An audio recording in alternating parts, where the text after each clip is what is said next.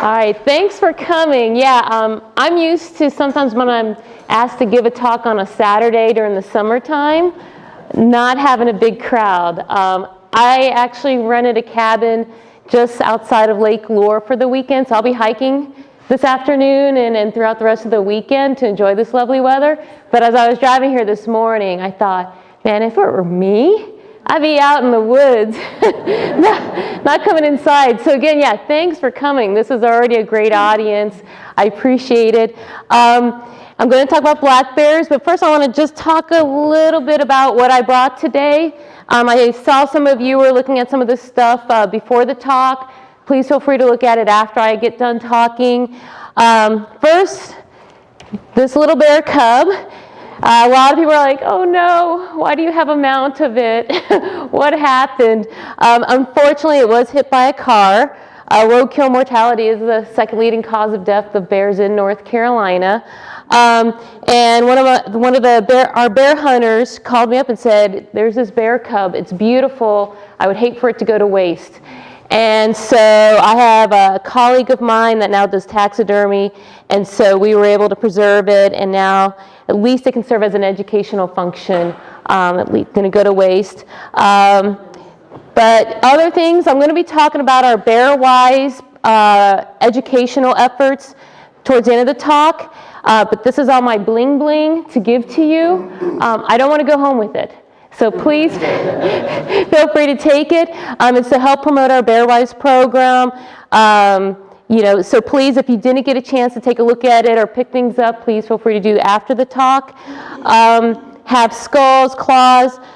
One thing I want to mention is after my talk, if you want to learn more information about bears, we do have a couple websites that I'm going to refer you to use that are trustworthy and science-based. But the other thing I brought is this Living with Bears handbook. It's by this author, Linda Masterson. She is a wonderful author. It's all about bears and living with bears, but she writes it in a very fun and engaging way. So even so, I like to think I know all about bears. I have a good time reading this book as well, and I often refer to it. I make sure when we have a new biologist for our agency, I buy this book for them. So again, if you want to learn more about bears, I highly recommend this book by Linda. And I'm going to bring up her name again during the presentation. And then lastly, how many people know what this is? Tracking collar, all right. I'd like to bring this because I am going to briefly talk about the research efforts we've had to learn more about bears and how that played a key role in helping us restore bears. But this is a tracking collar we now use, and a lot of people are kind of surprised by how big and heavy it is. But despite the size, it's still only about 5% of a bear's weight. That's what we do is when we handle a bear and we want to monitor its movements, we put a tracking collar on it, but we make sure the collar does not weigh more than 5% of the bear, because then we know it won't hinder the bear's ability to basically do its own thing. It won't impact it. This is a GPS collar. This is the GPS unit, and these are the batteries, and it's 4 D-cell batteries. Just like what you have in your flashlight, that's what's in this, which really, that's the main contribution to the weight. But I'm going to pass it around so you guys can get an idea of the heft and weight. Again, heavy for us, but not really for a bear. We're currently using that collar. We have an urban-suburban bear study in Asheville. It's been going on for 4 years, and I was able to get it extended for another 4 years. But this is my receiver. Before GPS technology, I did this in the early 2000s. Let's see. Do y'all hear that? That's what I got to listen to for years and years and years and years. And years is that sound. So what that is, it's just like the radio in your car where you dial into a specific frequency. Each collar has its own frequency. I dial it in using this receiver, and it emits that beep. So back in the old days, pretty much from the 1970s until only really about within the last 10 years, that's how we tracked bears. I would go out, I would have an antenna on my truck. If I picked up the signal, the beep, I would get out of the truck and I would use this antenna to kind of figure out what direction is that bear coming in. And wherever it came in loudest, it's too close to do in this room and demonstrate, but if we were outside and I could toss that collar in the woods, you would see that as I waved the antenna, the intensity and loudness of that beeping would change. So we're, all right, there's where the bear is, because that's where the sound would come in loudest. And then I would do that multiple times to get different bearings with my compass. And as I got my different bearings, I triangulate, and at the center of where all those lines intersected is where my bear was. Some error, of course, but that's the best we had. To show you how much GPS technology has really helped us out, I was on a 10-year study in Virginia. I was on the last 5 years of it, actually. Collected 20,000 locations on 120 bears during that time. So over 10 years, 120 bears, 20,000 locations. On our urban-suburban bear study in 1 year, with 40 bears, they had collected at least 100,000 locations. So we're getting a lot better information and data. We're getting a lot more fine-scale movements. And we're actually learning things about bears that the radio telemetry wasn't able to help us out with, such as, one example is, if I couldn't find a bear, I'm out there trying to find my bear, can't find it, I just don't know where it is. It's just gone. And then maybe a week later, the bear shows back up, and I don't know what happened. Where was it? Was it my technology? Was it the bear, went somewhere? With the GPS, we're seeing that these bears, even female bears, randomly would just do these large-scale movements. They'll just go, I guess, on a trot, on a roundabout, looking around the environment. And we've had some female bears in the summertime, even with cubs, just suddenly take off, do a 40 or 50-mile loop, and then eventually come back. And the GPS is telling us that. So I just kind of wanted to share that. And again, after my talk, feel free to come up, play around with it. If you want to play around with it, I welcome you. But yeah, I'll get into my talk, and I'm going to kind of, in my talk, go over the basics of bear biology, which some of you may or may not know, and then talk about how bears were able to recover in North Carolina, the efforts we're making to try to help people live responsibly with bears. And then that's going to kind of cover the talk. I could probably talk about bears for 8 hours today, but you don't want to hear me for 8 hours. I don't want to hear myself for 8 hours. So we'll see what we can do. But let's see. Helps if I turn it on. All right. So this is the historic range of bears. Pretty much they occupied all the forested regions of North America. And you can see, except for mainly Arizona and Nevada, again, a more arid desert type of environment. What's interesting now, though, especially in Nevada, is whereas historically they really didn't occupy that state, again, not only lack of forested habitat, but competition from other predators such as mountain lions, grizzly bears. So they didn't really occupy that area, but now in Nevada, especially the northern portion, they do occupy it, and they are expanding because of their adaptability. But you can see widespread occupation across North America. Unfortunately, when the Europeans settled the country, things changed quite a bit, not only for black bears, but a lot of our wildlife species. So here in North Carolina, we did start to see black bear populations decline, really starting in the late 1800s, the early 1900s. And it was multiple factors. It wasn't just one thing. The first factor was excessive logging. Pretty much all the forested areas in the eastern United States up to the Mississippi River were clear cut. You guys probably know this. You all seem like a very educated group. But I know when I visit the Blue Ridge Parkway and I go on a nice, go on one of those vistas to see the mountain view, sometimes I'll hear other tourists say, wow, this is gorgeous. It's so great this was never cut. Look at this virgin forest. Yep, I knew I had an educated group by their response. Yeah, excessive logging. They pretty much cut everything they could. Once in a while, you'll see an old tree that was left behind. Maybe it was on too steep of a slope. But overall, this is what it looked like. So, of course, removing critical black bear habitat as well as removing mass-producing trees that provide a reliable food source. Two, we had unregulated killing. And I call it unregulated killing versus hunting because that's what it is. Now we have regulated hunting. We have seasons, bag limits. where you can hunt, how you can hunt. Back then, no holds bar. A lot of the settlers, they shot bears because they viewed them as a risk to their safety, their family safety. You know, they worried about the bears depredating on their livestock. So it was a lot of unregulated killing. To be honest, we didn't have our first bear season until about the late 1920s, 1928. They established a bear season. Up until then, it was year-round, no bag limits. So unregulated killing certainly had an impact on the bear population. And then the nail in the coffin, or what could have been the coffin for our bears, is the chestnut blight. It got introduced in North Carolina in about the mid-1920s, and then it really wiped out all the chestnut trees by the mid-1940s.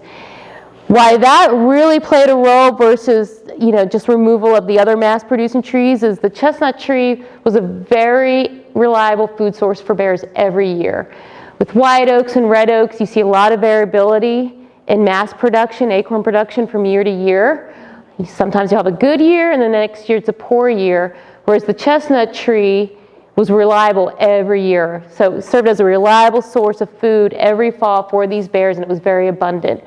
So with these three factors, we nearly extirpated bears from North Carolina. So here's where our bears were by the early 1970s, and this is based off of evidence of breeding female.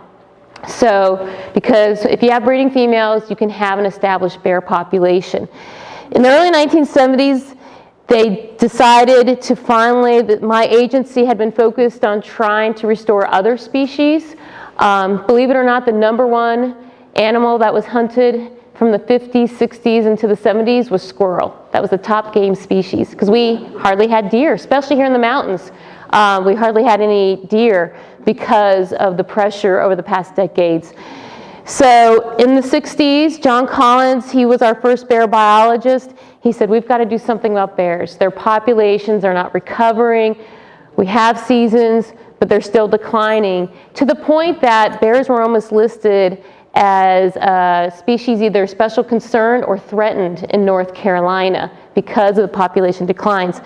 So John, back in the 70s, says we got to start doing work, finding out more about these bears. So the first effort was, where are the bears in North Carolina? Where do we have populations? And this is the map he came up with. And you can see they're pretty much, so ignore the star. I've modified this talk, but I forgot to remove the star. I gave a talk in Plymouth, North Carolina. They have a big North Carolina Bear Festival a couple weekends ago, and so I gave a talk there, and I was trying to show them where we were. But you can see in green is where we have bears, and they're pretty much isolated to either remote areas, like in the coast. This is where we have thick Pocosin, so very hard to access. You know, Pocosin habitat, not that desirable for people to use. So that's where they were able to hang on in the coast. Here in the mountains, these are our national forests. Our national forests and Great Smoky Mountains National Parks, that park was established in the 1930s. And when the national forest and park was established, that helped start to conserve habitat. And we saw that then those trees were allowed to remain. You know, by the 1970s, some of those trees are probably 30, 40 years old, so maybe they're starting to produce acorns.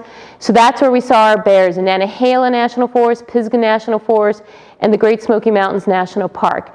But again, very isolated populations, which is a concern for wildlife managers. So in response, this is a video from our urban-suburban bear study. We used big barrel traps to catch our bears. We caught a family. It's a female with yearlings, and we released them.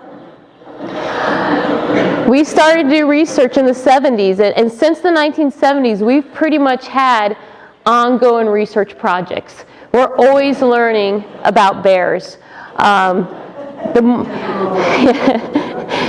What I tell folks is, even so I've been doing bear research for 20 years, every year I feel I know less about them, actually. Because you realize as you do research and learn more about these animals that, boy, things you thought you knew, you didn't know. So you're always learning new things, including myself. Back in the 70s, we knew so little about bears. We didn't know when they bred, when they had their cubs. We didn't know their diet. We knew they liked acorns, but we didn't know much beyond that. We didn't know their movements, their home range. We really didn't know much at all. So we knew we had to start learning more about them so that then we can draft and craft our regulations using the best science available. So that leads to regulations. For regulations, we need to have it based off science. We have to have it based off of the best available data.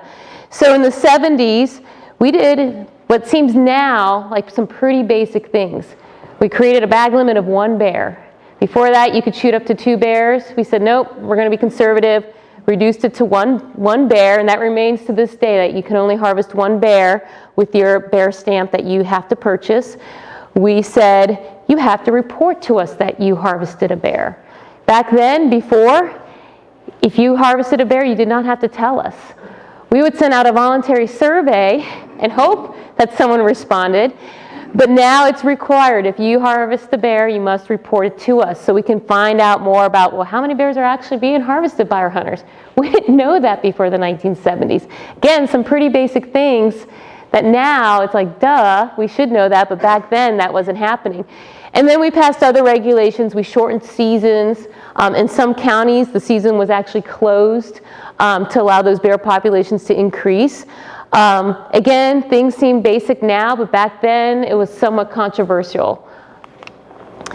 Probably the thing that did the most to help out our bear population was the establishment of designated bear sanctuaries. We did that in the 70s. We were the first state to do so. Virginia created some, Tennessee, South Carolina, I think Georgia. But we were the first state to not only establish bear sanctuaries, but we had the most acreage. And so this is a current map. Back in the 1970s, we created just under 1 million acres of designated bear sanctuaries. And what a bear sanctuary is a place where we identified, hey, this is great bear habitat. There are breeding females, and we're just going to close that off to bear hunting, which that was pretty controversial in the 70s because we were closing off public access to our hunters, and they weren't too happy about it. They eventually got on board, but it was pretty controversial at first. So we said, we're going to create these sanctuaries that allows that female bear to breed, have her cubs. Those cubs grow up, then they breed, have their own cubs, and basically we start to create source populations where not only does the population increase on these designated bear sanctuaries, but as they increase, they start to expand outward. We've reduced the amount of designated bear sanctuaries we have. We're down to about just under 500,000 acres designated as bear sanctuaries, but we still have them. They still serve a purpose. Even so, we have healthy bear populations. We have those sanctuaries partly almost as a bank. I view those as my bear bank account. That if something does happen, say we have several years of terrible acorn production, which will then impact reproduction and the number of cubs we have, at least I have my bank of bears that are still there to help us restore the population if something bad happens, which hopefully it won't, but they still serve their function. So in green is where we have our current. You can see there's not too many in the western area. Here's Great Smoky Mountains National Park. I'm sorry, it's the red. The red is designated. The green is what we call de facto bear sanctuaries. That's a sanctuary in which we didn't designate it. You know, it's not in our regulations that that's a bear sanctuary, but whoever owns that land has said no bear hunting. So, not surprisingly, there's Great Smoky Mountains National Park. There is, this is Alligator River National Wildlife Refuge. This is Pocosin Lakes National Wildlife Refuge. So they don't allow bear hunting, thus they serve as de facto bear sanctuaries. And how many of y'all have been to either of these 2 refuges, Pocosin Lakes or Alligator River? All right, couple people. I see 4 or 5. If you want to see bears reliably, and you want to see some big bears, I call this almost the Serengeti of North Carolina. Fabulous bear viewing opportunities. If you go in the early morning hours or at dusk, you're guaranteed to probably see a bear. It's pretty good bear habitat, and there's a lot of bears. The surrounding area, and I'll get more into it later, the surrounding area is a lot of agriculture. It's a lot of food for these bears. It's pretty much become a bear watching destination. There's now photography tours, and I know some of the photographers that lead those tours. They're excellent photographers, very knowledgeable. I would recommend them. But there's also a lot of other wildlife. You might see bobcats, river otters. Maybe you'll get lucky enough, maybe you'll see a red wolf.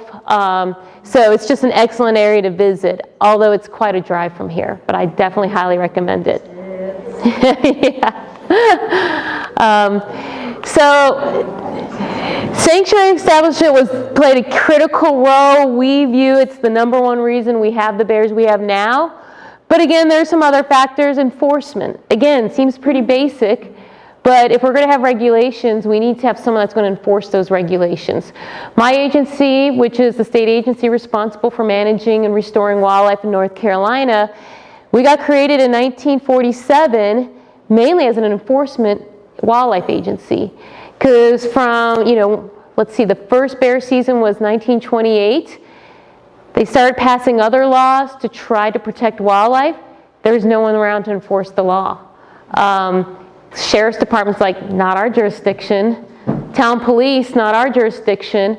So by late 1940s, they identified we need a specific agency just to enforce wildlife laws. And that's one main reason we were created. We've, of course, expanded beyond that, but that is critical to our ability to manage and restore wildlife.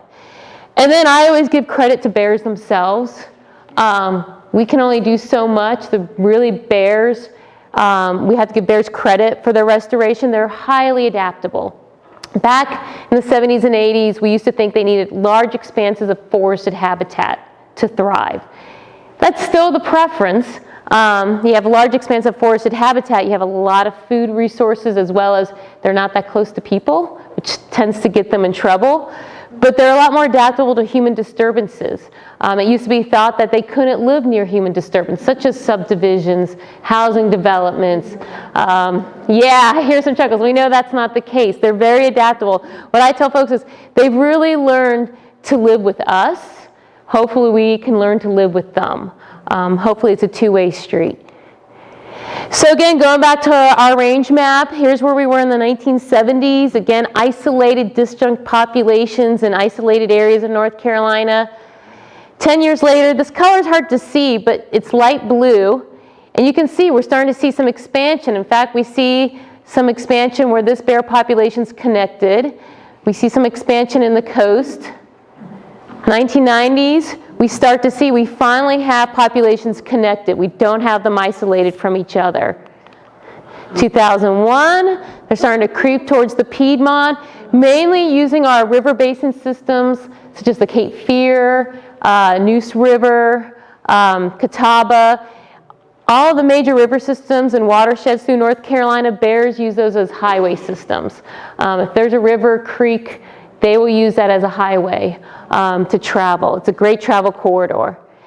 This is our most updated map. I'll be updating this map in the next probably half year. I will say this map was outdated as soon as I got done with it. We're always behind wildlife. I can talk to you about armadillos later, because that's also something I keep track of, is armadillos as they expand in North Carolina, and we're always behind. So this was outdated as soon as I got it, but it's the best we can do. I do know when I update the map later this year, we'll be filling in all these counties. I might even be pulling down the bear population. This is Chatham County. This is actually where I live. Fairly ironic as a bear biologist. But that's where they put me, and that's fine, because Chatham County, for being in the Piedmont, is fairly rural, which I'm very happy with.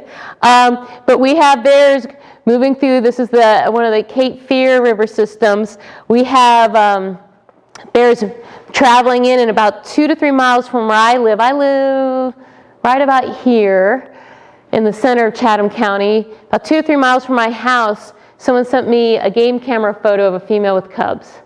So again, evidence of a breeding female, and if there's that, we can have an established population. Of course, she had cubs. So we do know they're expanding into the Piedmont, which from my perspective is awesome. I want bears around me. Unfortunately, not everybody agrees with that sentiment. Yeah. So we have pretty much restored bears in North Carolina. It is a wildlife success story, something we should all be proud of. You know, we hear so many negative stories, and there are a lot of negative stories. There's a lot of wildlife populations that aren't doing as well, that are in decline. This is a fantastic story of a mammal that's actually fairly slow reproducing compared to other mammals, such as like raccoons and skunks and squirrels, that we've been able to recover. And something I really try to tell folks that we should all be proud of. So now with that, showing how they've recovered in North Carolina, I kind of want to get into some bear biology basics. If you're wondering, this is a picture inside a tree den. Those are my boots. And here's our tracking collar. This is our old VHF basic tracking collar before we had the GPS unit. And there's her 3 cubs. Yeah, I'll say this, I never get tired of seeing cubs either. Been doing this 20 plus years and I still get a kick out of it. They typically have 1 to 3 cubs. The average is 2.2. Now, we are starting to see larger litter sizes. Over the past 10 years, and especially within the past 5 years, in the mountains, we're starting to get increasing reports of 4 cubs and 5 cubs. Wow. Yes. And we're seeing that more so in the mountains than actually in the coast. The coast, they're starting to see some 4-cub litters. I have had a report of a 5-cub litter, but it is definitely more frequent here in the mountains for reports of 4 to 5-cub litters. So litter size could be slightly increasing, but it's still about 2 to 3 cubs is what we're seeing. Again, those 4 to 5 cub litters happen, but they're still not the norm. The norm is 1 to 3 cubs.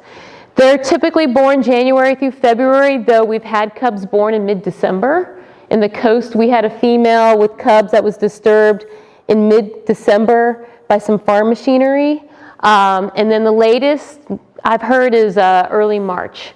But typically late January through early February.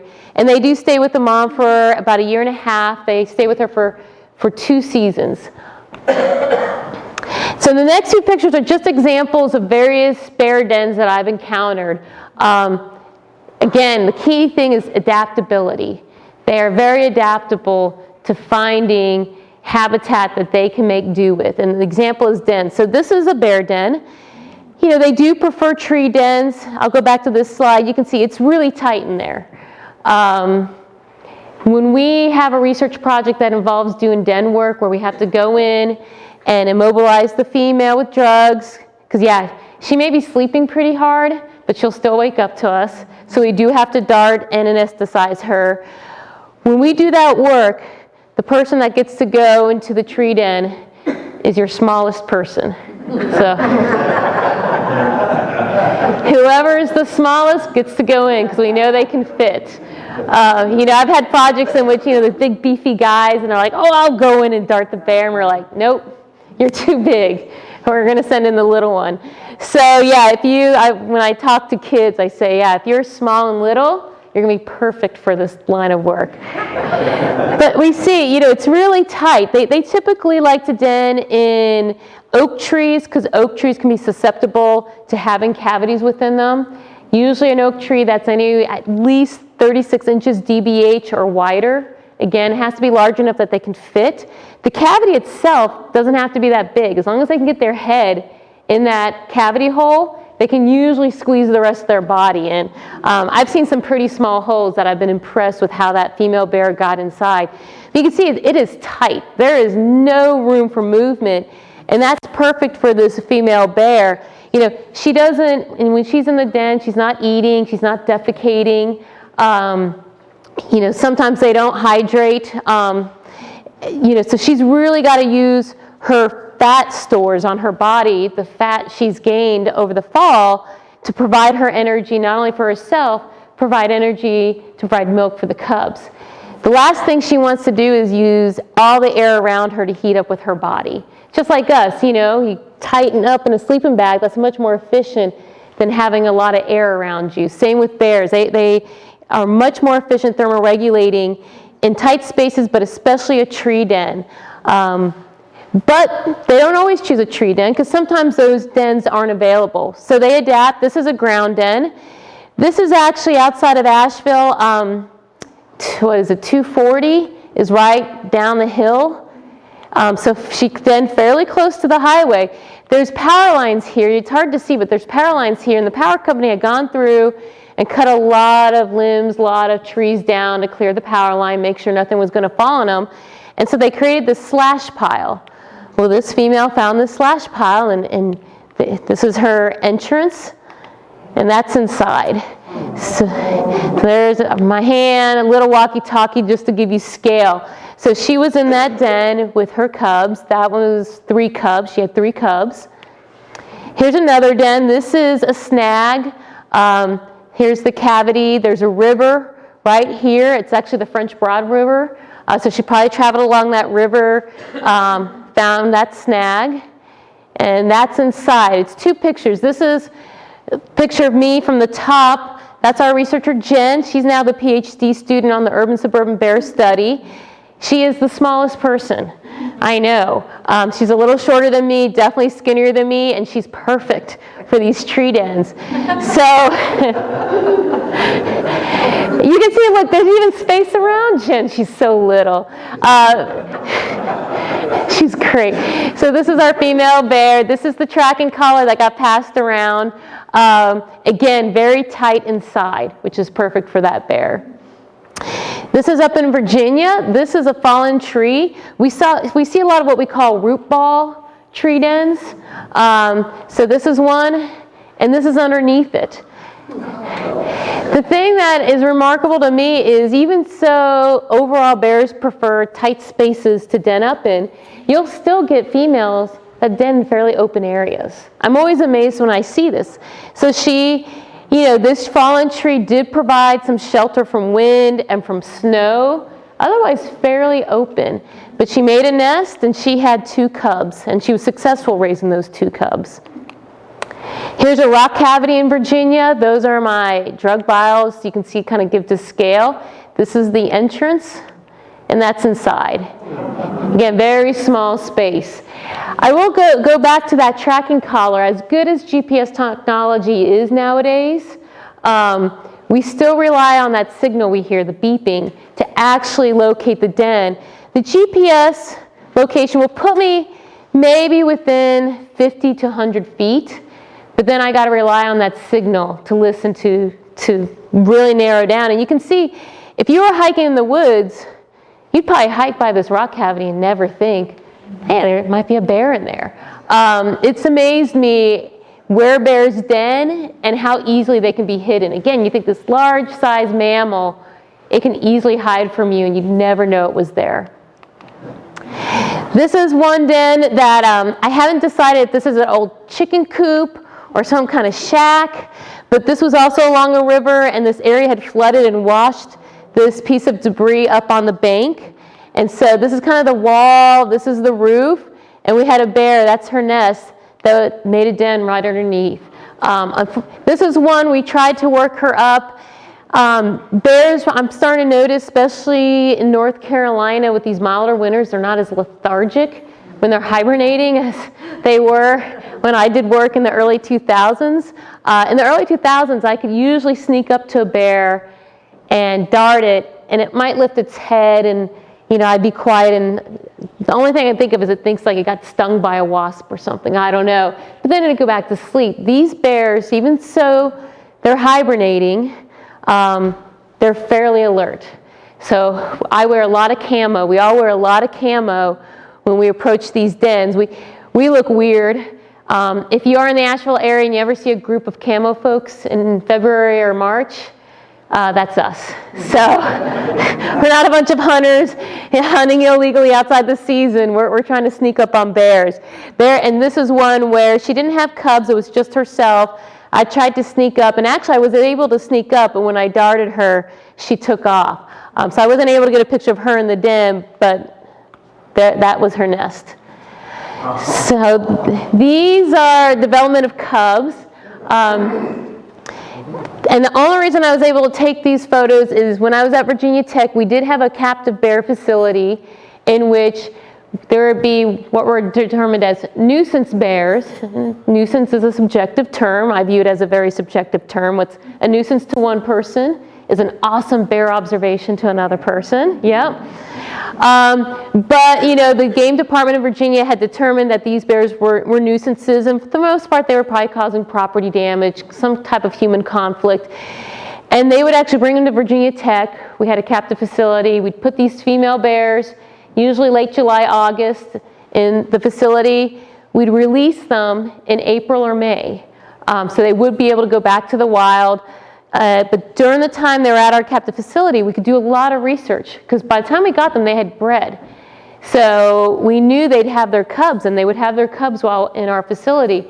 Provided a great opportunity for us to not only learn more about females and cub development inside the womb. Basically, we do ultrasounds and learn about prenatal cub development, but postnatal cub development. It opened up a lot of avenues for research that couldn't be done in the wild. I could not go to a den in the wild every 10 days and monitor cub development. We learned a lot. That could be a whole separate talk.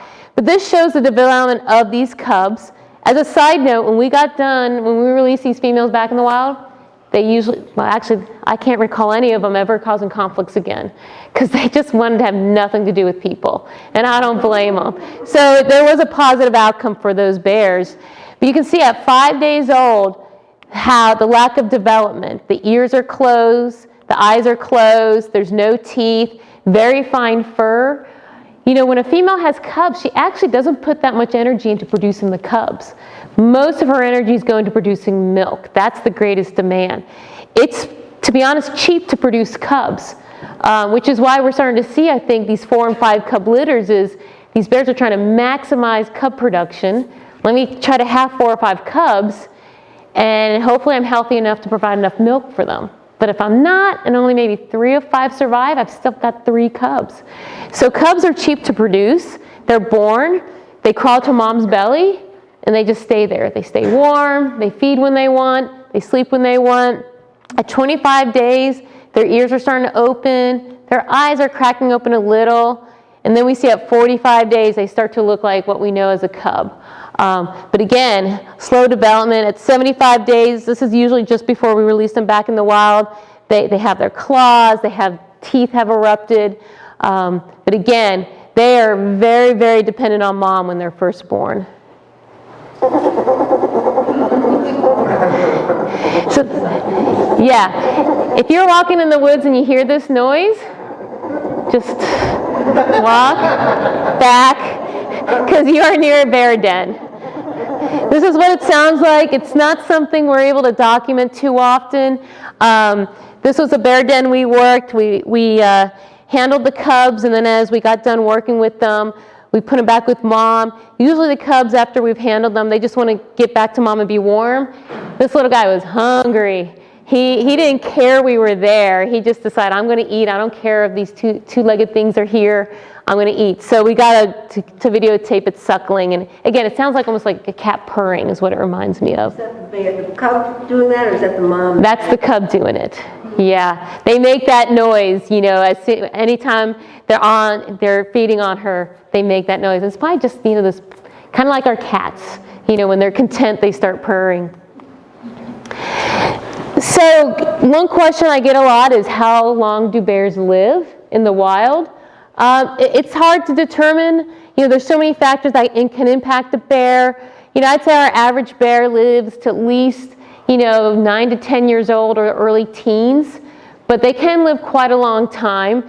The oldest bear we had documented in North Carolina was a female bear. She's almost 27 years old. She's about 200 pounds. We see bears, they get larger, they gain weight every year they live, and then they get to their mid-teens and the weight starts to decline.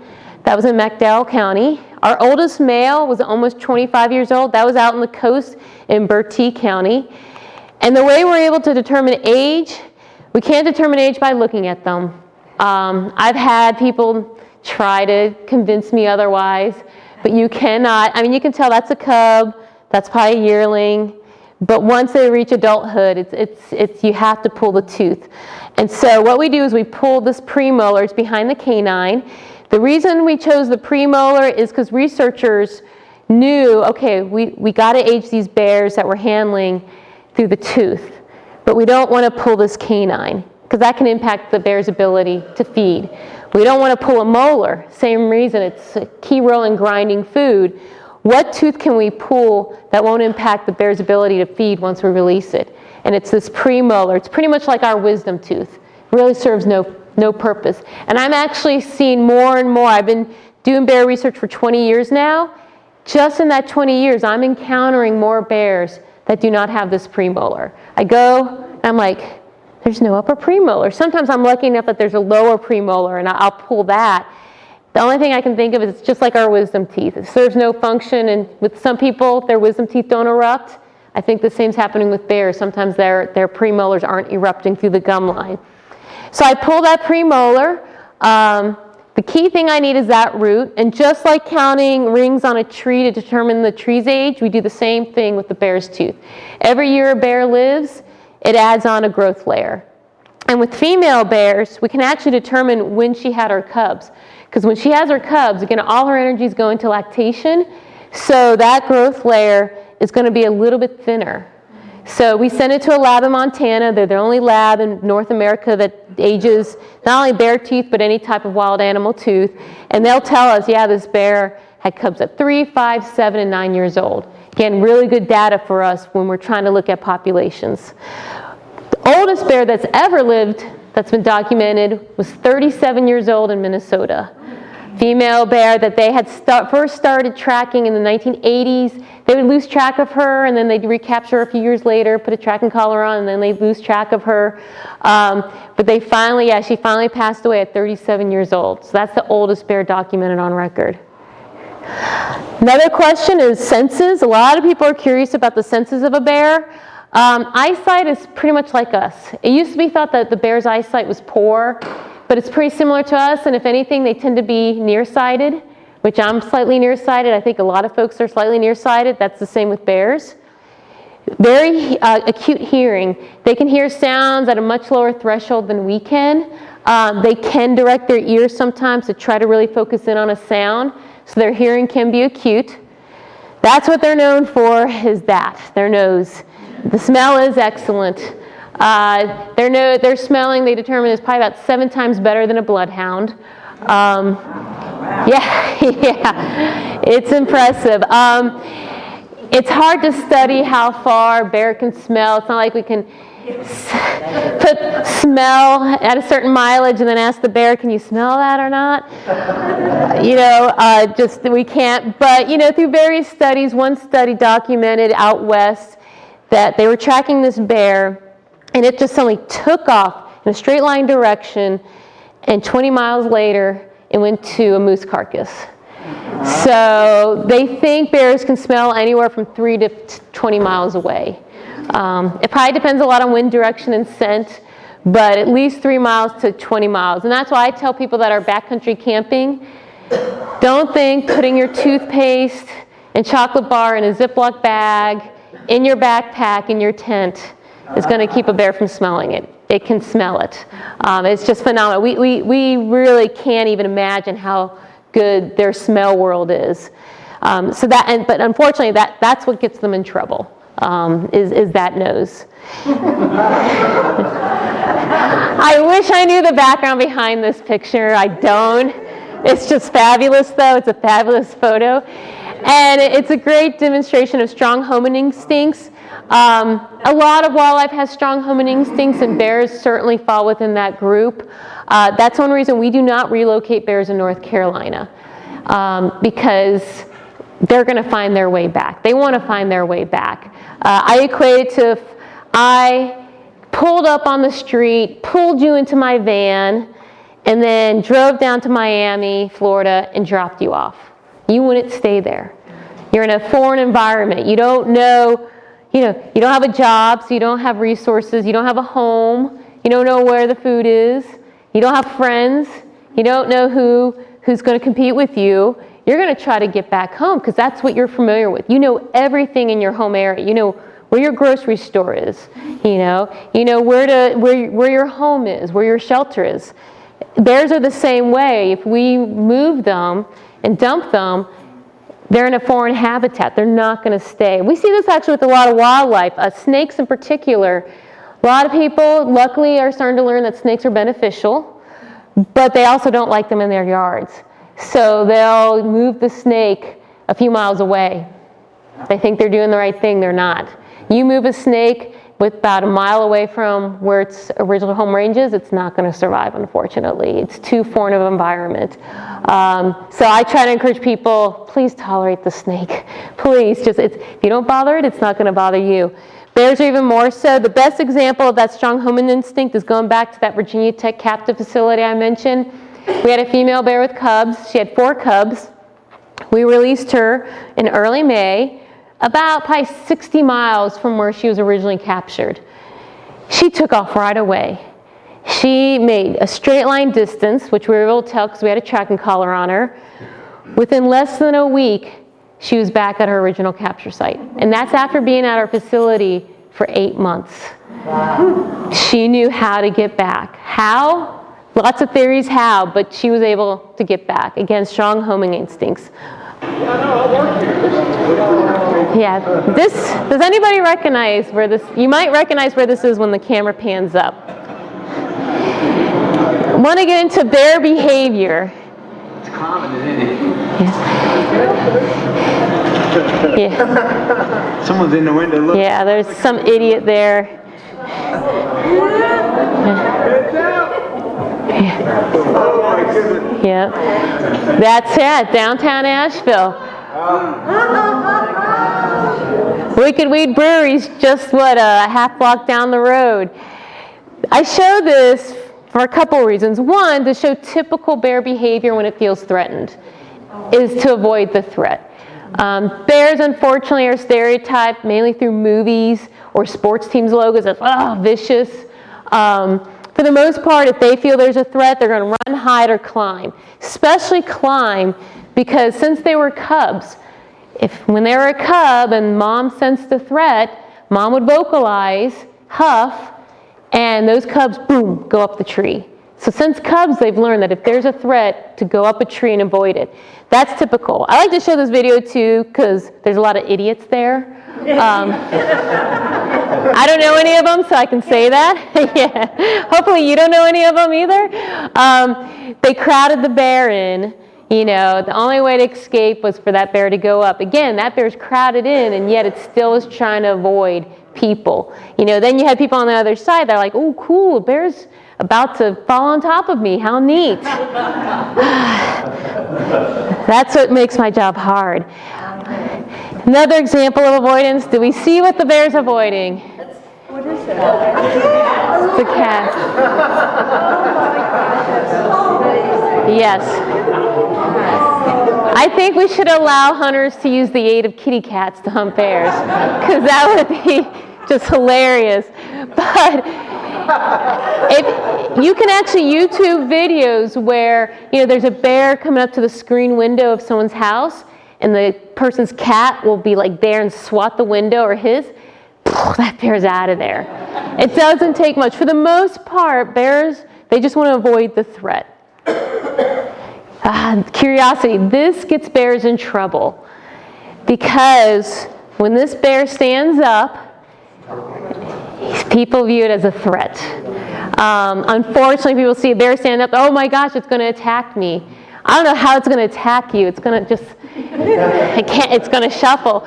But they view that as threatening, and unfortunately sometimes local law enforcement, we really haven't had too many situations in North Carolina, but in other states will unfortunately shoot the bear because they view it as a threat to human safety, when it's the exact opposite. It's curiosity. Again, bear's eyesight, similar to ours, maybe in some cases it's a little nearsighted. So it'll stand up because it's like, well, I think there's a threat, I'm not sure. It stands up to try to use its other senses to determine if it should be concerned or not. So its ears are high. Again, it's trying to focus and get a better idea of sound, use sound to determine what's ahead, hold the nose high to get a better scent of what's in front of it. So this is curiosity. It's just trying to assess the situation. Let's see. Can you hear that? Okay. So that is agitation. That is where a bear has decided, okay, I think there is a threat. I'm nervous. I'm going to start doing vocalizations. That's one thing about bears overall. They're much better than people at giving you a lot of signs that they're uncomfortable. When I go in the woods, a lot of people are like, oh, aren't you afraid of bears or coyotes? I'm like, no, I'm not afraid of any wild animal, to be honest. I'm going to be careful and respectful if I see one. Only thing I'm afraid of in the woods is if I run into another person or dogs. I've been bit by dogs. People can be crazy. But bears are very good at showing you a lot of signs that, hey, don't bother me. They're very visual animals, and so and they also not only use visualizations, which I'll get into, but sounds. So if you're jaw popping and huffs, yeah, it's agitated, it's nervous, it's telling you, go away. You're too close, I'm feeling threatened, go away. Other visualizations, yawning. Oh, yawning. It is adorable looking, but it's nervous behavior. It's what we call displacement behavior, where it's nervous and it's demonstrating that by yawning. I hear people all the time, oh, look, the bear's sleepy. It's like, no, it's the opposite, actually. So they'll yawn. This one's pretty universal with any animal. If you have dogs, I'm sure you've seen this in your dog. Ears back. Again, visual signs that it's agitated and nervous. And then this can happen.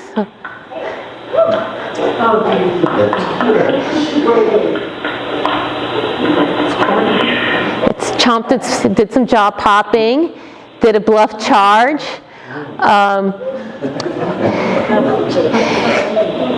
We tend to see this when a bear, again, other behavior showing, get away from me. In this particular situation, you know, the woman actually, she did what she had been probably heard from people, maybe from other biologists, that when you see a bear, clap your hands, let it know you're there. The problem is, it's cornered, exactly, thank you. It's cornered, and she's close. She's pretty close to that bear. You know, definitely make noises, bang pots, you have noisemakers, but make sure you're a respectful distance away so it's not cornered, doesn't feel cornered, and you're not so close. The other thing is, it's eating. It's already gotten its reward. Nothing you're going to do is going to encourage that bear to leave. So really what she should have done is wait for that bear to leave and then secured the attractant. And then next time that bear came around looking for food, not only is the attractant not there, but she can also she makes noises then. Then you make noises and harass and haze that bear. But you saw the bear did a bluff charge. A lot of people are worried about bluff charges, and you should be concerned if you get a bluff charge. It's definitely, it can be aggressive behavior, but overall it's agitation, nervousness. Again, you're too close, get away. I've been bluff charged quite a few times. It's never actually been a follow through, thankfully. And I've been bluff charged in situations where that bear should have been pissed at me. You know, I'm trying to dart it in the den. It has cubs. You know, it's being defensive. It should have ran it right over me. And it was still a bluff charge. They really, really don't want to do a full-on attack. That's the last thing. And luckily, that's why we don't see interactions at that aggressive level so far in North Carolina, for the most part, is because they don't do that. I will say we finally had our first incident, what I call, where a woman in Swannanoa, who actually was not doing anything wrong, did have an incident with a bear where she was knocked down and incurred some injuries. But other than that, it is rare. That's occurred last fall. That's really the first true incident we feel we had in North Carolina ever. So it is rare for the number of bears we have. But again, and I can talk about it later if you're interested, but there are a lot of circumstances that led up to that. Nothing the woman did wrong, but a lot of things that her neighbor was doing wrong, including leaving out trash. So getting into what do they eat, hopefully it's mainly natural foods. Springtime, there's not a lot out there in terms of, there's no acorns or berries. So they really will focus in on insects, especially ants, termites. Virginia Tech, there's a professor up there, Dr. Marcella Kelly, who put GPS tracking collars that have cameras on them. And she put them out. They don't last long. They usually last only about 3 months. she got some great footage of bears as they go through their home range. Hopefully we'll start to put out those videos soon because they're a fantastic opening into looking at bear behavior. But this is, yeah, they'll go after insects. It's small little protein packets, which is actually what they need. When they get out of winter and it's into spring, they need protein. So they'll go after insects. They'll also eat forbs and grasses. Again, it has something in it. They might have to eat a lot, but at least has something that they can use to survive until we get to summer and the warmer growing season and we get to fruits. Blackberries, huckleberries, blueberries, grapes, apples, etc. Summertime is when they eat a lot of fruit. We get into fall and we call it hyperphagy. And this is a period of time in which bears eat massive amounts of food. During the summertime, they usually need about 3,000 calories a day. Not too far off from us. What humans need 2,000 to 2,500 calories a day. 3,000 calories a day to maintain. In the fall, it's about 20,000 calories. Yeah, a lot a day. They're trying to build up their fat reserves for den season. Now, one question I get is, well, do bears really hibernate? Because we're seeing a lot more bears be active during the winter time. That is something we've seen change over the last few decades with these milder winters, coupled with the fact that there's a lot of food available to bears, mainly bird feeders in the wintertime, trash. You know, it used to be a bear hibernated because it was a period of time, harsh weather conditions, cold, windy, snowy, rainy, as well as a period of time when there's no food around. So bear decided, yeah, I might as well den up because it's too hard to be active.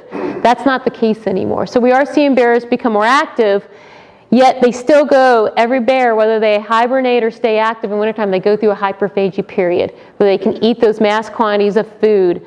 And we see where we still see that food abundance, especially acorns. We do surveys every year to monitor mass production. And we see that when we have few acorns, we see that cub survivorship declines, the number of cubs born declines. It can impact young bear survival, and home range differs. When there's poor food production, bears are all over the place. They're searching for food and they're going to move around a lot. Last fall was not a very good acorn year. We got, usually by early October, the number of phone calls we get about bears has almost stopped. Not last fall, it continued until about December, because where we did have really good acorn production was lower elevations where we have people, as well as some people just had great oak trees in their yard. They were doing everything right, secured the trash, no bird feeders, but they had a nice white oak that was just producing acorns, and those bears keyed in to those few spots. When it's a great acorn year, very small home range. They don't have to move around a lot because the food's all around them. So in fall, yeah, they're really dependent on nuts. They're dependent on fall fruits, but really it's all about acorns. Acorns just have a lot of carbs and good fats, some proteins. It's still the #1 best food resource for a black bear. I bring this up because in the coast, it's somewhat of a different dynamic out there. Agriculture is huge. You know, it's common to have, 5,000 acres of corn, wheat, soybeans. And these bears have really, really keyed into that. As you can see, we have almost double the number of bears in the coast than the mountains. A lot of folks think, when they think bears, they think woods and mountains. We have, the coastal plain has a lot of good habitat. It's a lot more rural than the mountains, a lot less developed. And then between the refuges and then these ag fields, which are really great for bears, not so great for farmers. We do have conflicts, unfortunately. We've seen bears do up to $100,000 worth of damage in a wheat field. We beg our farmers to be tolerant, and some of them are. One way they're tolerant, and this is always, I don't think it should be controversial, but that's my state agency perspective, but it can be, is hunting. These farmers will tolerate these bears being in their field doing this damage because during the hunting season, the hunters will pay them a lease to have the opportunity to hunt bears. The money that farmer gets from the lease offsets the damage. So we have it where instead of farmers shooting these bears in the summertime, which actually they can legally do, you are legally allowed to shoot a bear in the act of causing damage. We try to discourage it, but legally state law allows them to do it.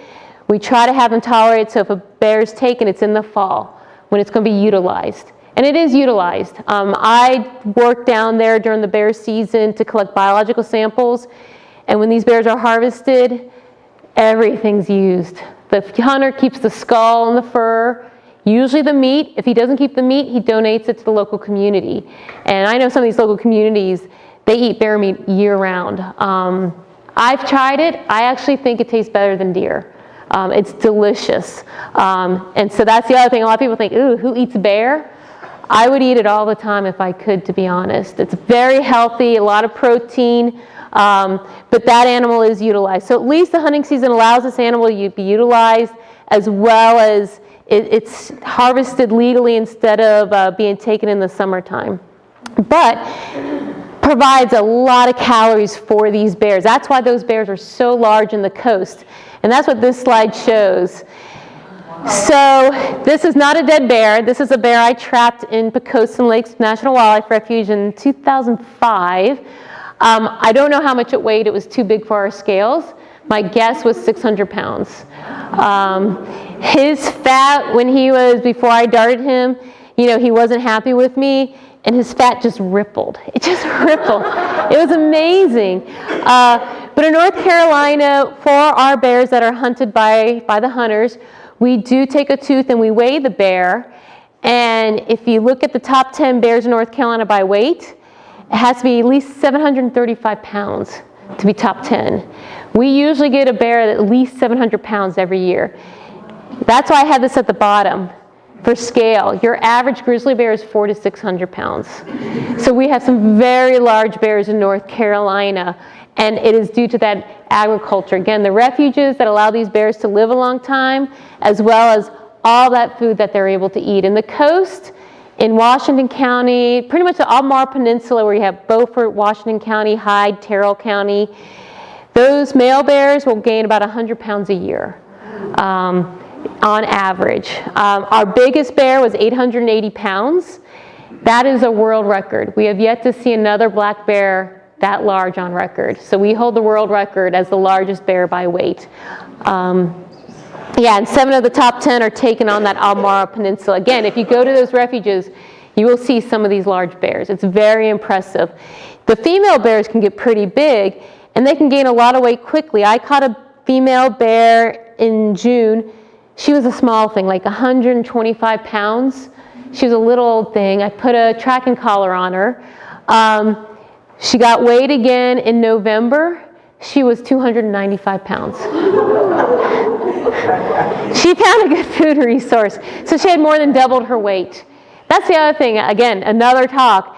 These bears, if you doubled your weight in less than a year, you'd have a heart attack and die. It's not healthy for a human to do that, but these bears can do that. And there are researchers looking at physiology of bears and learning that they have mechanisms in their physiology where they can handle that fat, they can handle the sugars, and they're trying to apply what they're learning from bears to human health. So yeah, what do bears eat naturally? We've pretty much gone over it, but pretty much I say they're almost vegan. So if we have any vegans in our audience, you're almost like a bear.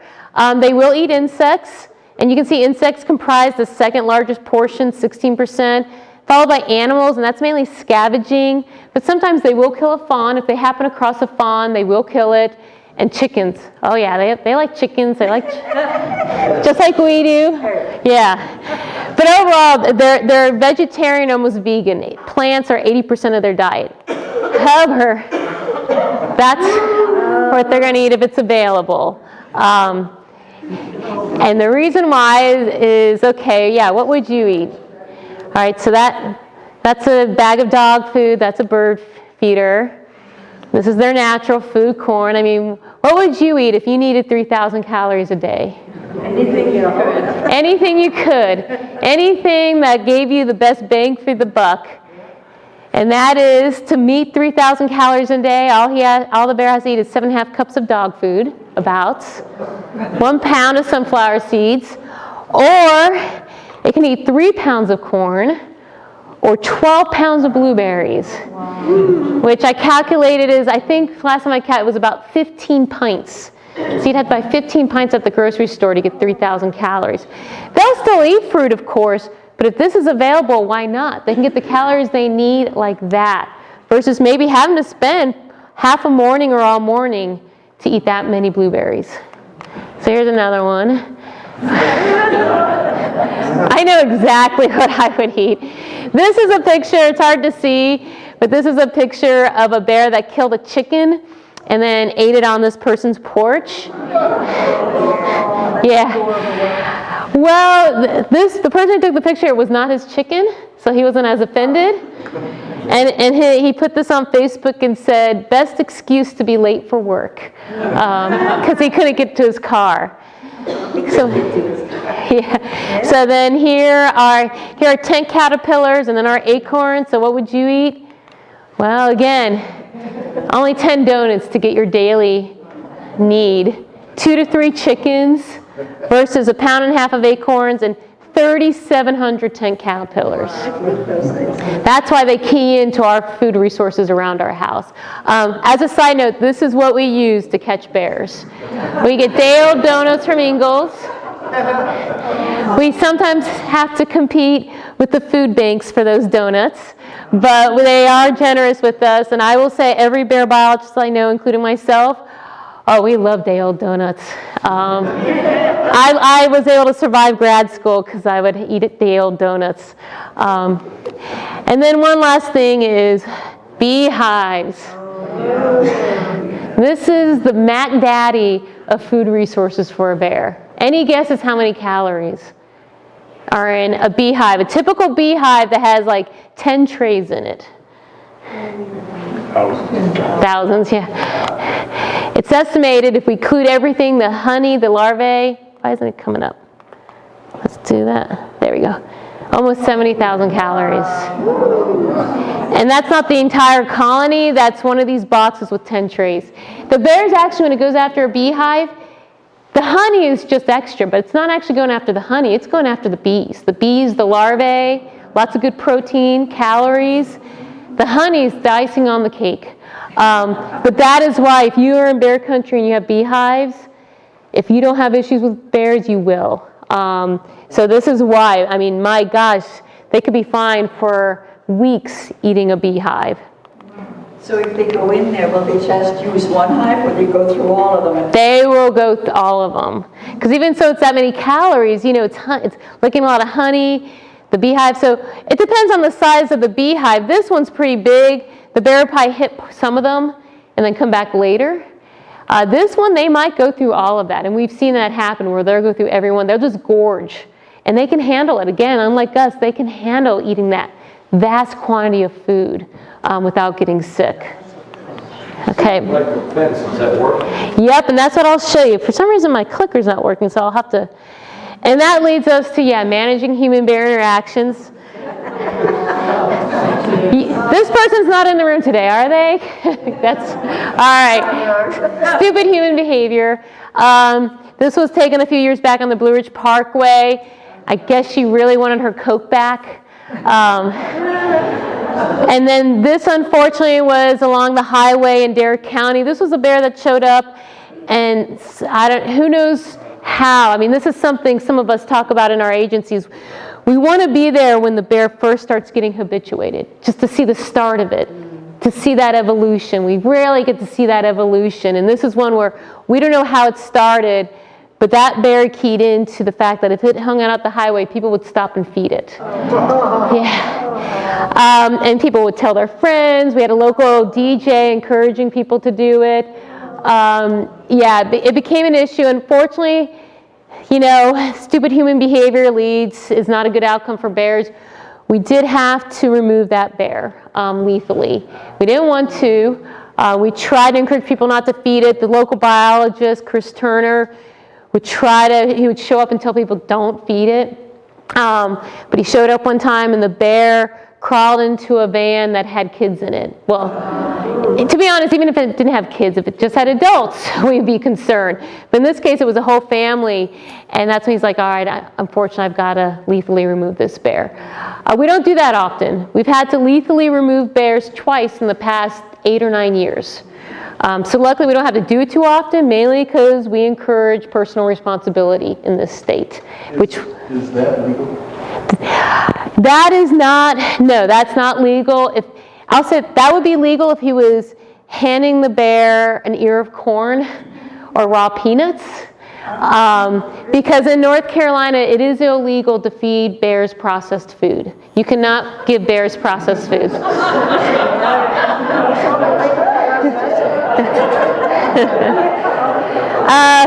That would be a whole other talk. It's all related to hunting regulations, where, we used to have bear hunters go up to Hershey, Pennsylvania, bring down chocolate blocks, candy blocks, feed donuts to the bears before the hunting season. And so we passed a law saying you can't, give bears processed foods, which is why, and it's still prohibited. So if we have someone, say in a neighborhood, feeding a bear and habituating it, if they're feeding the bear processed food, and we had one guy that was feeding bears white bread, we had the legal standing to stop that. However, if it's unprocessed, you can use unprocessed food as an aid in hunting a bear. So right now, there is no statewide law to prohibit purposeful feeding of bears that creates a habituated situation. I'm having a meeting with some of my enforcement folks and biologists in July to see how we can pass a law to prevent this type of behavior without also then having our hunters be concerned that we might be removing something they like to do. We do have to be aware of that. Typical biologist, we have to account not only for the science and the wildlife, but we do have to take public input from a variety of sources, hunters, non-hunters, everybody. And sometimes it's a balancing act. So no, what he's doing, because I think it is a piece of bread, that would be illegal. I saw a hand raised, yeah. Babs. We're wondering about those donuts. Are they processed food?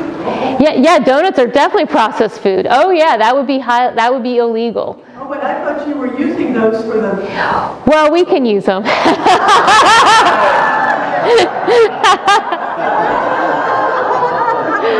can use it. Yeah, and I'll say that's right. Yeah. Hey, I get some privileges, I will say, when I tell people that, they say like, wait, aren't you habituating the bear? Well, one, if sometimes we hang it up in a tree to get the bear to come to where our trap is. I've noticed when I've done it, I've told people, well, it's kind of, the bear doesn't associate me with the donuts because I'm doing it out in the forests. So some of the donuts just appear. They don't know humans are associated with it. And I say, probably from the bear's perspective, oh good, the donut tree's blooming again this year. Yes. I don't see this tree that often, but thank God. So that's it. But two, when we put the donuts, like it's saying that barrel trap, the bear goes in, it gets the donuts, so it is getting rewarded, but then it's trapped, and then it gets darted, and then it gets poked a lot by us. So actually, it's almost hazing and harassment. And we see that's one issue with the only issue with our urban suburban bear study is we see bears that once we trap them, they become much harder to trap. We've had videos of bears going up to our barrel trap. In fact, I have a video of a female with her cub, and it goes by the barrel trap, and the cub wants to go in to get the donuts, and she's pushing it away. She's pushing it out of the trap because she knows, don't go in there. I lived near Cherokee back in the early 40s. The commonest reason people came to the hospital there was because they were trying to take their photograph of the bear, and the bear overreached and scratched their eye. That was the highest percent of victims they had. Yep. People trying to they would get their picture taken with the bear eating them, trying to feed them. And that's, They are old and they overreach. Yep. Great Smoky Mountains National Park still has that issue, because everybody goes there to see the bears and they want to get close to the bears. So they've had some situations. I have friends that work in Yellowstone National Park, and the stories of stupidity. I know one story the ranger told me was this guy purposely put peanut butter on his kid's head. And placed it near a grizzly bear to try to get the bear to lick the kid and get a picture. Yes, I mean, we are devolving, folks. People are devolving. Question. In one of the photos, you had a picture of a Swiss Army knife next to it. Looked like maybe it was a scat. I don't know. Yeah. Scat pictures yet? Have you shown scat? I have. I will get back to it when I'm done. But yes, I did have some scat pictures. I will say, bear scat is almost the easiest scat to identify because there's a lot of it. They're poor digesters, which is why they eat a lot of food. It goes through them. So it's really easy as researchers to determine a bear's diet because we see it in the scat. So yeah. They love beehives and they eat bees. We get stung, they don't? They do, but they have such thick skin and fur. One, it's hard for the bee to even get there to give it a good sting. And two, what's that? When they shoot the bees, they don't get stung. They're getting stung, but they're eating them, and they have a higher tolerance than we do. I'll get back to the presentation, but I have a lot of stories, so I'll get into storytelling. In Virginia, I had a young bear with an ear tag transmitter. The bear was too small for one of those tracking collars, so we put an ear tag tracking transmitter on it, and I got a mortality signal. The signal you guys heard, it doubles if the transmitter's been sitting still. So it's either a drop transmitter or a denning bear or maybe a dead bear. So I got the mortality signal. I was in the mountains. It can get a lot of bounce with that signal. I thought it was kind of midway up the mountains. It turned out that bear the transmitter was at the very top of the mountain. So I'd been hiking for a couple hours, and I'm walking. I know I'm getting close, and suddenly I hear the transmitter switch to active. But actually, what I thought is I must have kicked it or somehow I moved it, because if it were the bear, I would at that close seen the bear. So I'm like, oh, where is it? Boom, boom, boom, get stung. Yellow jackets. And I run off, get them off, and so I go back, and the ear tag transmitter is sitting right in a yellow jacket nest. So I take a stick and I thump that transmitter out, and my best guess is the transmitter, because it's in the ear and that ear gets a lot of abuse, the bear's probably rubbing on it and it gets snagged on branches. It was probably getting ready to be pulled out or fall out anyway, but it probably went to that yellow jacket nest, probably was eating some of the yellow jackets and getting stung. It's a younger bear, so it doesn't have the thick fat layer like older bears do. And it probably was like, oh God, these yellow jackets are stinging me, and knocked that transmitter out of its ear. So I actually had a reaction. I had to go to the hospital because of those stings. My first time learning I am allergic to stinging insects. But yeah, they do get stung. It's just they have a higher tolerance than we do. The reward of getting the food is worth the pain. But probably unless they're getting stung in the mouth or around the face, they're not really feeling it like we do. I mean, look how thin our skin is compared to a bear. If you go up to this bear hide, you'll feel how thick the fur is. And that doesn't even include their skin is thicker than ours and then the fat layer. Yeah. So we're trying to address human-bear interactions because they have increased over time. The green line is up here in the mountains. I will say this spike, it's not reflecting that suddenly like bears have doubled or tripled or like just causing a lot more issues than they used to. We changed how we collect phone calls where we created a 1-800 number statewide. It's our human wildlife helpline. We created a 1-800 number. We heavily promoted it. And as a result, we're getting a lot more phone calls. We're just a lot more accessible to the public, which is a positive thing.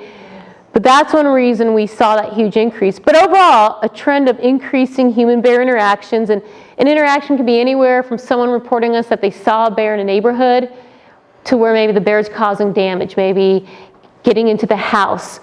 I will say, my agency's perspective, if you call me up and say, hey, I've got a nuisance bear. This bear's in my yard. I'm gonna be like, oh, that's awesome. Yeah, I will. I do the same thing for raccoons and bobcats. If I get phone calls, I'm like, you're so lucky to see that. Let me explain why you're seeing it and why it's okay. So interactions are anywhere from observation to a true conflict. And so that's why we're promoting BearWise. We're trying to stabilize this number. We're trying to educate the public when they call us what they can do to be personally responsible for helping us with human-bear interactions. So this is BearWise. It is a regional program meeting all the southeastern states. You can see some of the logos from the other states. All the southeastern states are participating in this. We're actually going to get the northeastern states as well. So for any of you that maybe aren't natives to North Carolina, which is probably most of you, I'm not native either. I'm originally from Oklahoma. The northeastern states are jumping on board. And so what we're hoping to do is every state east of the Mississippi will be promoting BearWise, which is a program mainly to help people live responsibly with bears.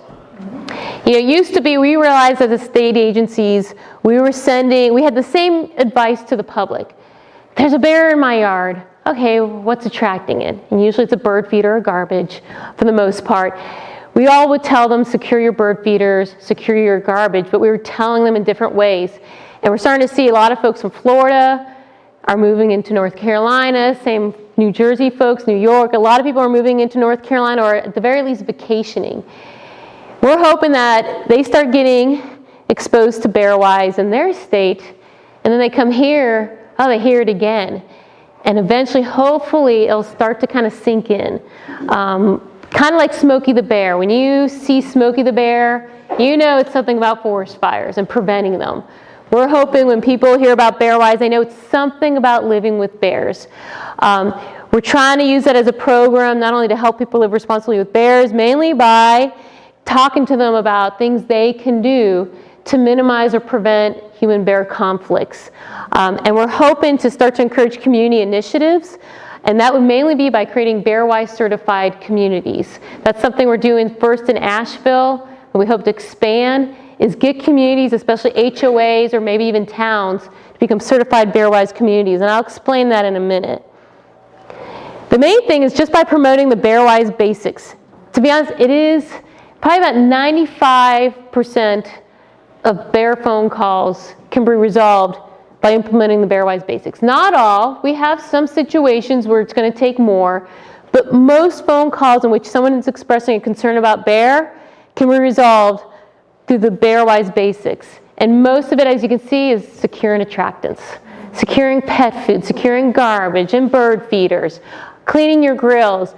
Memorial Day weekend, I can tell it's Memorial Day weekend because our phone calls shoot up. Everybody's out there cooking, and those bears smell it, which is fine, but that's why, clean your cooking grills. When you buy your grill, the manufacturer even says after you're done grilling, put the burners on high, burn off all that food to maintain the grill.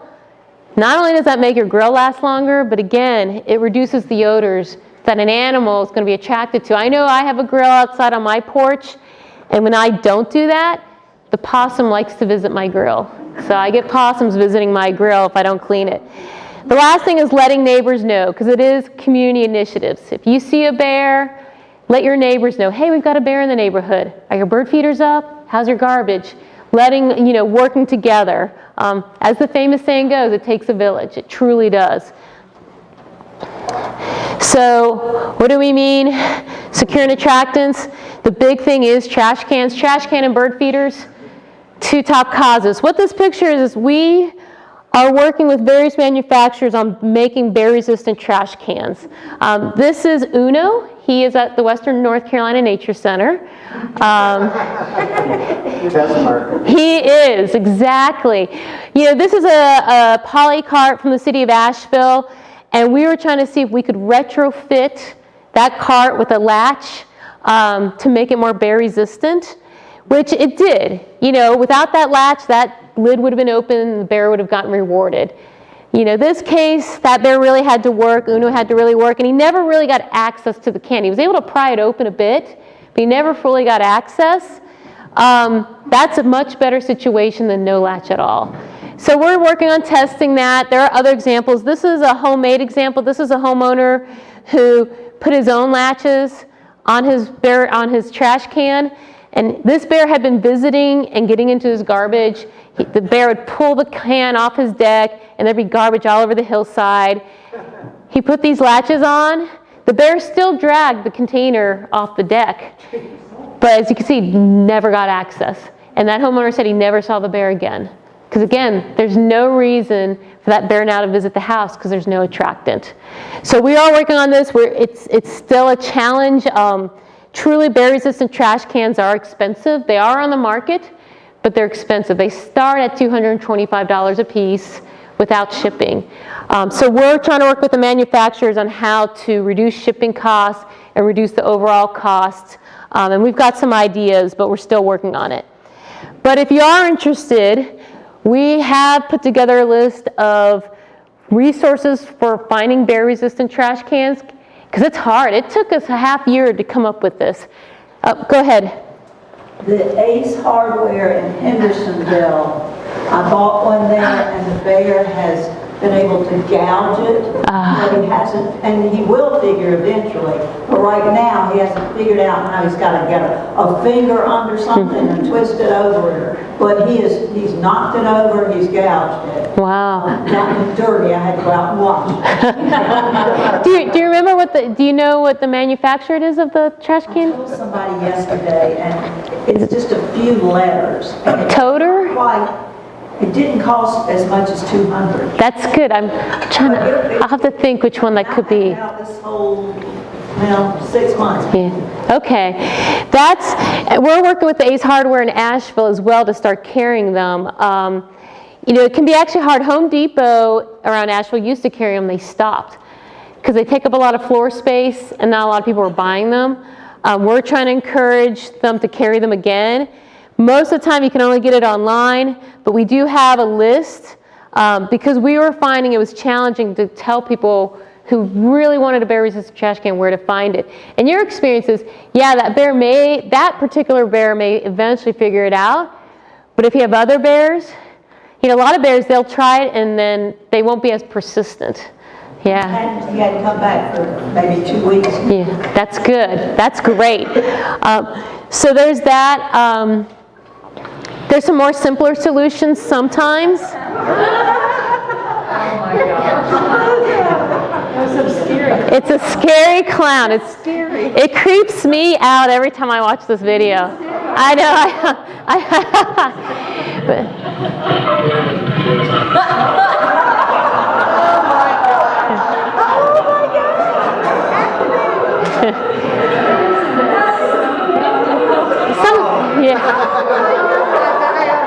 It is a favorite of mine.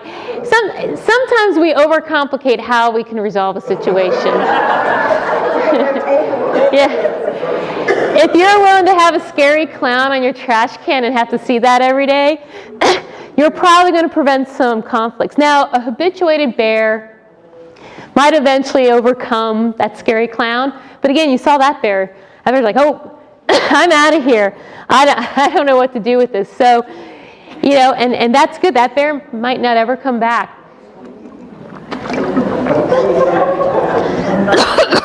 Someone was asking about beehives. Yeah, electrical fencing, the way to go. Most hardware stores, Home Depot, Lowe's, Ace, they have kits. Yep, they have kits to put together.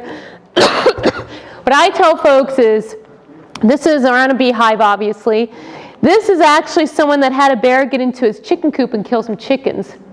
And so we talked to him. He put up an electric perimeter around his chicken coop, and then he put game cameras all along.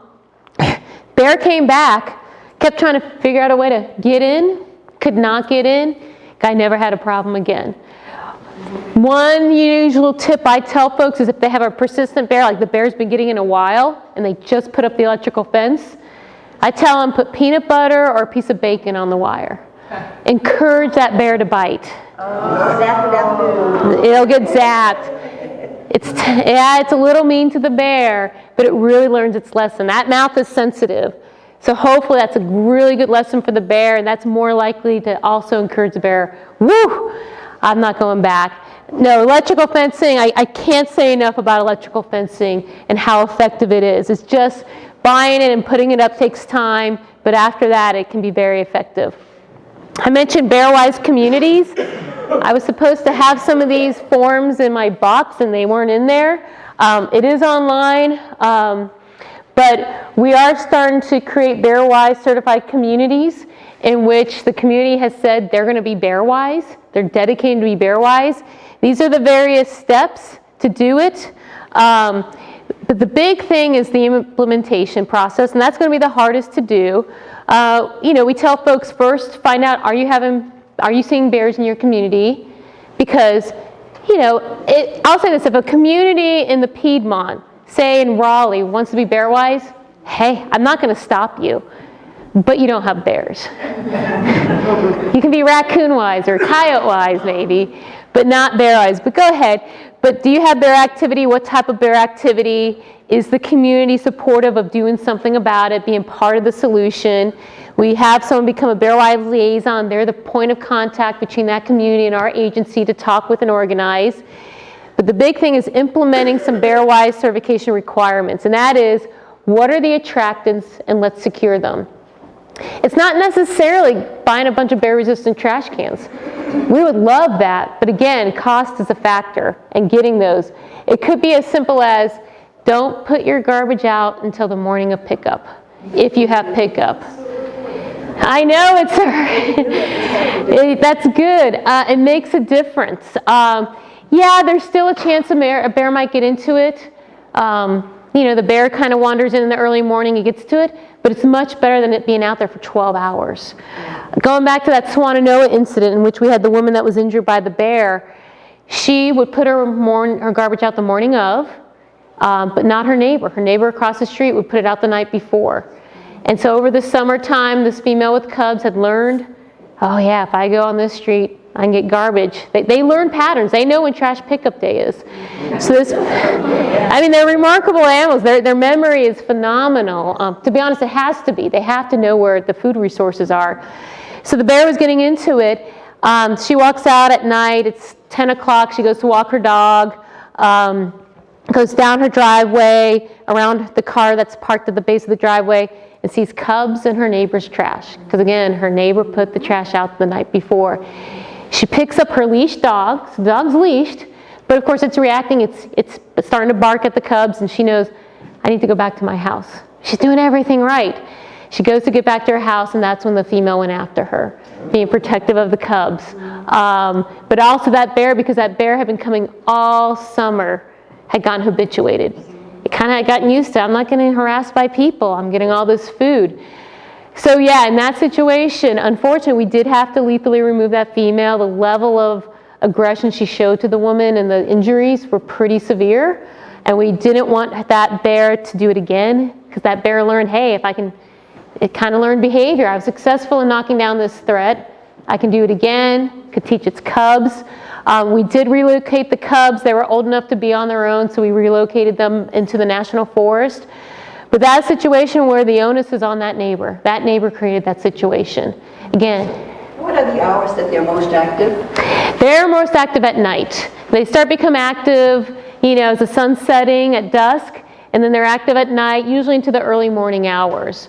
I'd say usually in the middle of the night they might rest, but we do see that early morning hours they're also active. But usually by 6 or 7, they start, especially in the summertime, they start to become less active. Again, it's common to see bears active during the day, but most bears are most active at night. I heard something about use cat litter, like if you clean out your litter box, bag it up and put it in with your garbage, that will repel bears? That's because the ammonia smell. It may deter some bears, but if a bear is real hungry, it's going. I've also heard, I'll say that there's a person that owns a store that sells a lot of bird seed, and has concerns that we're sending a message to, basically remove your bird feeders, because maybe people won't buy as much bird seed from them. And they're claiming that if you get pretty much, it's capsaicin soaked birdseed, basically birdseed with hot peppers on it, that'll deter bears. And no, a bear is hungry. A bear wants to eat. There's been studies in which, we start seeing with the bear spray, the high potency bear spray that's being sold on the market, that is effective. It is very effective that if a bear is charging you and it's not a bluff charge, you spray it. Yeah, that bear it's very effective. I've been accidentally sprayed by that stuff. I could not breathe. I thought, I was choked off for a while to the point where I thought I was going to lose consciousness. It's effective. But you take that same bear spray, we're having campers spray it in a circle around their campsite or even on their tent. Oh, yeah. Oh my gosh. Yeah. What do you do when you reach a bear that's just desensitized to humans? And I remember the one that we used to call the toll bear on the Appalachian Trail up from Cades Cove would sit in the middle of the trail, and a hiker would come along and it would not move unless you took something out of your backpack and threw it down. Yeah. It would go get the food. That's why it was called the toll bear. At that point, it's really the only way to reverse the behavior is heavy hazing. Heavy hazing and just getting that bear out of the area. Other, paintball guns. If we haze a bear, it's paintball guns, it's bear spray. That's really all you can do. If you can't remove the attractant, because it's along the Appalachian Trail, it's hazing, or unfortunately, if that bear is starting to then, not only is it not afraid, but it starts to actually approach people and maybe show signs of aggression, would be to lethally remove it. Yeah. But what do you do? What do we do? Trail when you meet. Oh, what do you, if it were me and it's not responding to clapping or noise, yeah. No. I would basically go up and around. Yep. That's what I would do, is go up and around. Yeah. So we're trying to create these BearWise communities, secure attractants again, maybe not a bear-resistant trash can, but putting out your garbage the morning of. If you've got bear activity, removing your bird feeders. Again, removing those attractants. And then you get certification. And I won't go into it too much, but hopefully you'll be hearing a lot more about that. And I have an email address at the end of this, so if you are interested in maybe pursuing this for your community, there's an email address where I can send you more information. And I'm pretty much getting down, but this is one thing I want to touch on. Why be BearWise? Why become BearWise? Why be a BearWise community? Foremost, it will reduce human-bear conflicts. It can even prevent human-bear conflicts. Hopefully it makes people more comfortable being outside, because I do know, there's people where people are afraid. They see bears in the neighborhood and they're afraid to enjoy the outdoor environment. I don't want people to be like that. I want them to appreciate nature, enjoy nature, be out there, and they can do that if we're doing things to prevent bears from being habituated. It'll also help attract other critters. Sometimes we have people that they want to attract bears, but they're upset that there's raccoons and rats and maybe even coyotes. It's like, well, if you put out food, that's what you're going to get. So it'll attract some of these other critters that maybe are seen as less desirable. Again, that's subjective. I don't mind seeing coyotes, but some people do. So it'll attract other critters. And with that, I know this was long, but if we have any questions, this is one of my favorite bear cubs, so I'd like to highlight him all the time. But I really encourage you to go to BearWise.org to learn more about preventing bear conflicts. Linda Masterson, who I mentioned earlier from that book, she is also helping us with the website. So please go to BearWise.org. If you just want to learn more about bears in general, we have, I'm biased, a great website. I'm a little bit biased in that. NCWRC.org/bear. We have a lot of bear information on that, not just about preventing conflicts, just in general about bears in North Carolina. I produce an annual report on bears with a lot of good information. And then again, if you're interested in any more information, BearWise@ncwildlife.org. That email goes to me. So anything you've heard today, if you have any more questions or want more information, if you go up and you see this material and you want to share it with your community or your classroom or your organization, contact me. I can get you some of this material to hand out. And with that, I'm sorry this was so long. Thanks again. And I want to thank you, and I'll take questions. Yeah, thank you.